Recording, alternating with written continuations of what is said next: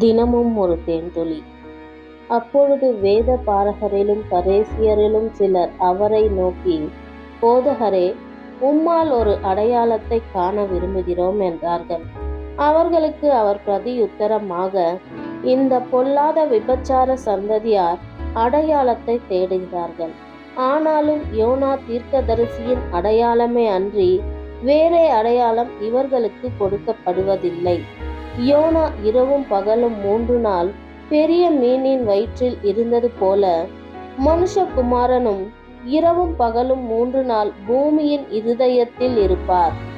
யோனாவின் பிரசங்கத்தை கேட்டு நினைவே பட்டணத்தார் மனம் திரும்பினார்கள். இதோ, யோனாவிலும் பெரியவர் இங்கே இருக்கிறார். ஆதலால் நியாய தீர்ப்பு நாளிலே நினைவே பட்டணத்தார் இந்த சந்ததியாரோடு எழுந்து நின்று இவர்கள் மேல் குற்றம் சுமத்துவார்கள். தென் தேசத்து ராஜஸ்திரீ பூமியின் எல்லைகளில் இருந்து சாலமோனுடைய ஞானத்தை கேட்க வந்தாள்.